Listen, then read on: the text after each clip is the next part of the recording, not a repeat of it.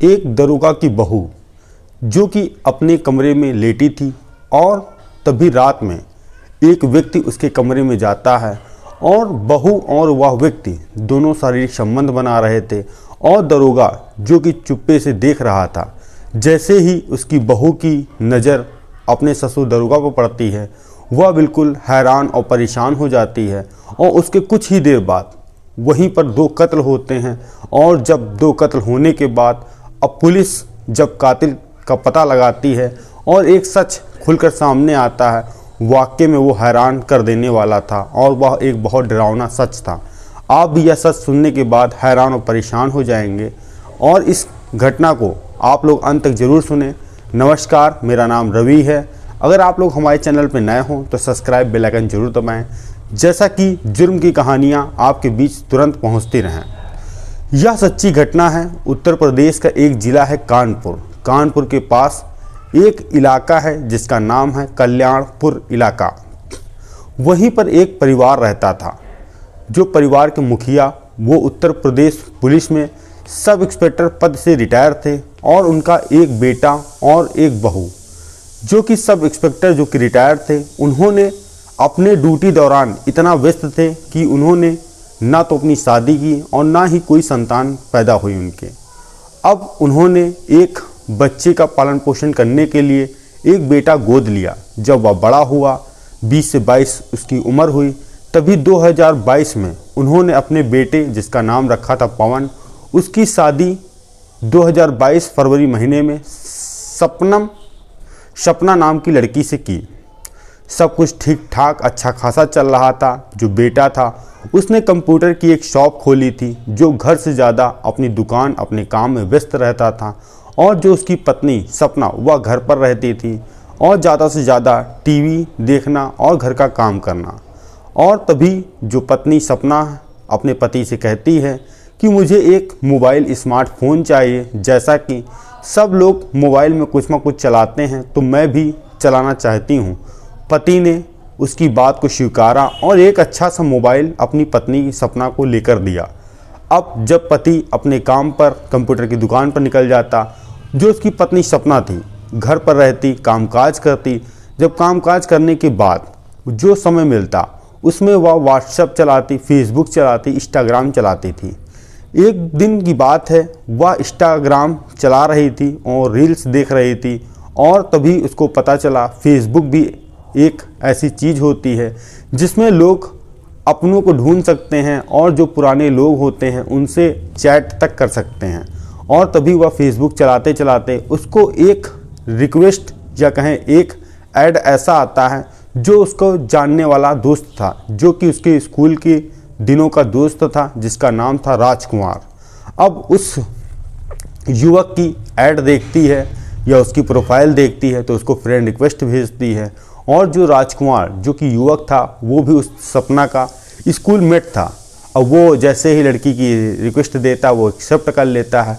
उसके बाद दोनों हाय हेलो करते हैं। हाय हेलो करने के साथ साथ धीरे धीरे बातचीत आगे बढ़ाते हैं।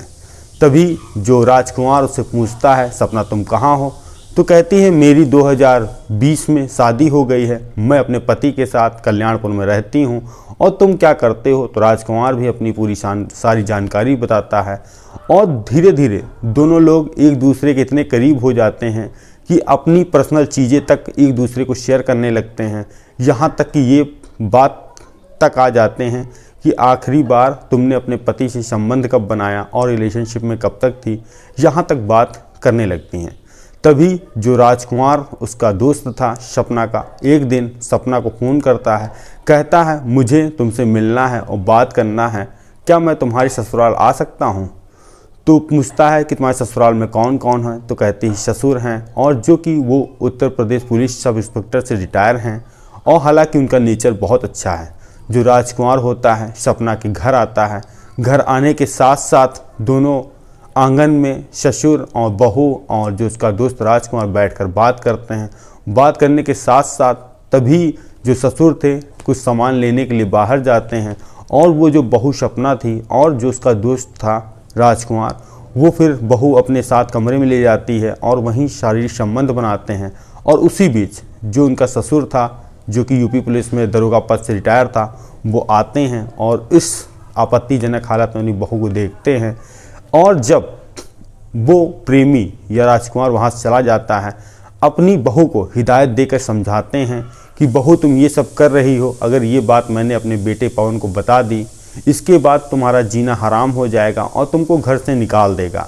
तो आज के बाद ऐसा कोई कदम मत उठाना जिससे हमारा नाम खराब हो या हमारे बेटे की ज़िंदगी खराब हो।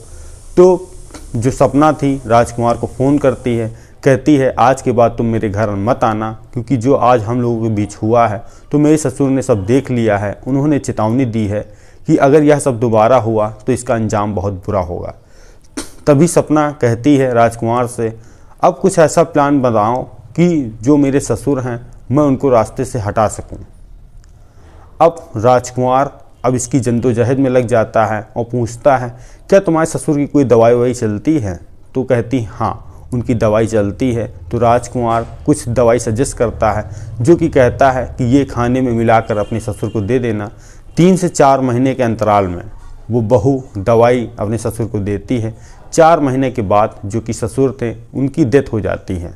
और जो उनका बेटा पवन था वह भी हैरान था कि अच्छे खासे जो मेरे पापा थे उनकी डेथ कैसे हो गई। तभी पता चला कि हाँ कोई अंदरूनी बीमारी हो, इस कारण से उनकी मौत हो सकती है। क्योंकि हालांकि ये किसी को नहीं पता था कि इसके पीछे एक साजिश है और जो रची जा रही है।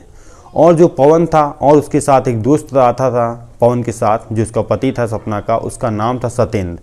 अब सत्येंद्र भी आना जाना घर में लगा रहता था, जो कि सपना उसकी पत्नी थी पवन की, उससे भी बातचीत करती थी। और धीरे धीरे उसने जो पवन के दोस्त थे उससे भी नज़दीकी बहुत बना ली और जब समय मिलता उसके साथ भी शारीरिक संबंध बनाते। अब यह सब होने के बाद सपना को लगा क्यों ना जो मेरे पति की इतनी संपत्ति है कि मैं राजकुमार से अपने प्रेमी से शादी कर लूँ, या संपत्ति भी उसकी हो जाए। मगर उसने प्लान बनाया कि इसमें पति को भी रास्ते से हटाना पड़ेगा।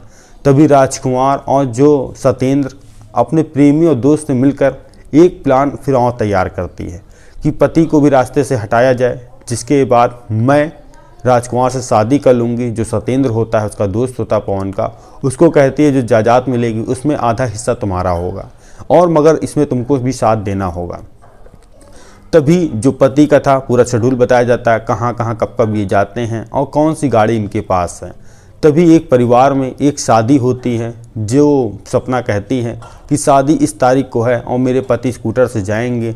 और जो उसका प्रेमी था जो राजकुमार और जो उसका दोस्त था पति का सत्येंद्र, वह सब घात लगाकर उसका इंतज़ार करते हैं और उसकी गाड़ी पंचर कर देते हैं।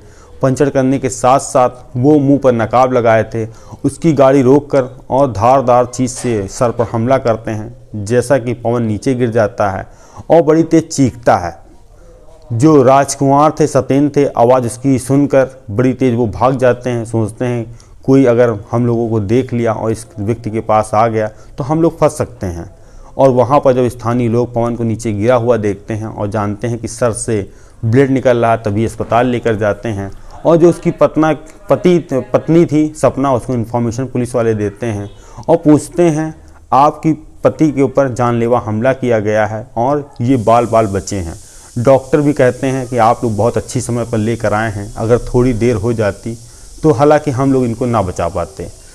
अब जो पति था, पति का इलाज वहाँ चला 5-6 दिन होने के बाद फिर उनको घर रेफ़र कर दिया गया।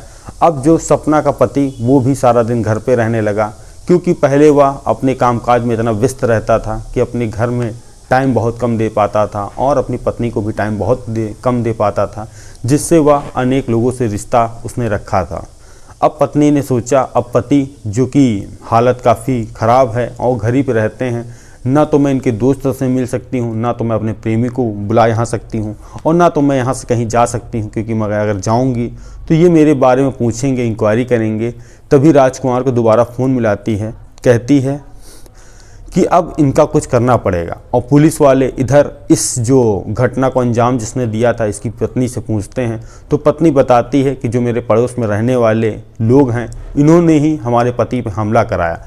तो पुलिस पूछती है ऐसी क्या वजह है जो वो लोग हमला कराएंगे, तो कहती है पैसे का कुछ लेन देन है, इसके कारण से कराया गया। अब पुलिस वाले यह सब मामला ढीले में लेती है, ना इस पर कोई कार्रवाई करती है, पूछताछ करती है।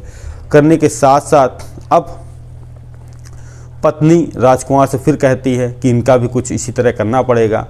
तो पत्नी कहती है इनका ग्लूकोज चल रहा है। राजकुमार कहता है कि मैंने बात कहीं किया है कि एक ग्लूकोज जो इनको चढ़ता है उसमें एक इंजेक्शन लगा दो जिसके कारण इनकी मौत हो जाएगी।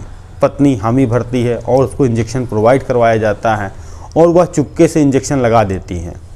जब इंजेक्शन ग्लूकोज में चढ़ रहा था तो पति की हालत गंभीर हो रही थी। होने के साथ साथ अब पत्नी राजकुमार को फ़ोन मिलाती है कि मैंने कर दिया है जैसा तुमने बोला था। तो राजकुमार कहता है कि आधा घंटे अस्पताल ले जाने तक तुम ढीला ढाली करना, अगर आधा घंटे के अंदर लेके चली गई तो तुम्हारे पति की जान बच जाएगी। और पत्नी भी ऐसा करती है कि थोड़ा लेट लपाट करके एम्बुलेंस बुलाती है। एम्बुलेंस बुलाने के पश्चात जो पास का सरकारी अस्पताल ले जाते हैं, मगर वहाँ पता चलता है जो इसका पवन था, पति था, उसकी मौत हो गई है। अब पुलिस वाले हैरान कि जो अभी पहले एक्सीडेंट हुआ था और अचानक इस व्यक्ति की मौत कैसे हो गई। अब पुलिस वाले जो बगल के पड़ोसी थे उनको हिरासत में लेकर उठाते हैं। एक दिन पूछताछ करते हैं, कड़ाई से पूछताछ करते हैं, पूछते हैं तुमने पवन का कत्ल क्यों किया और जानलेवा हमला क्यों किया, जिसका इलाज के दौरान 3-4 दिन बाद मौत हो गई। तो वह युवक जो व्यक्ति होता है वह यह सब घटना से बिल्कुल अपने आप को सफा बताता है कि मैंने इस घटना को अंजाम नहीं दिया और मेरा ऐसा कोई विवाद नहीं था जिसके कारण मैं एक व्यक्ति की हत्या करूं या कत्ल करूं। अब पुलिस वाले 3-4 बार पूछने के बाद उनको लगता है कि यह व्यक्ति सही बोल रहा है, उसको छोड़ देते हैं। अब पुलिस वाले दूसरे एंगल से जांच करते हैं, करने के साथ साथ जो बीवी से पूछताछ करते हैं तो उनको कहीं ना कहीं उस पत्नी पर शक होता है। उसका मोबाइल डिटेल खंगाली जाती है, पता चलता है कि उसने जिस दिन उसके पति की तबीयत खराब हुई उससे पहले भी उसने एक व्यक्ति से फ़ोन किया और ज़्यादातर लंबी लंबी बात चली हैं। अब पुलिस वाले उस नंबर को खंगालते हैं तो पता चलता है राजकुमार युवक का नंबर है और एक व्यक्ति का नंबर और पता चलता है जो कि सतेंद्र। और बाद में जब पुलिस वाले सब कड़ी जोड़ते हैं तो पता चलता है राजकुमार जो कि इस जो लड़की है इसका स्कूल का फ्रेंड था, जो कि ये लोग आपस में बहुत ज़्यादा बात करते थे। और जो दूसरा नंबर सतेंद्र का लगता है तो पता चलता है ये पवन का दोस्त था।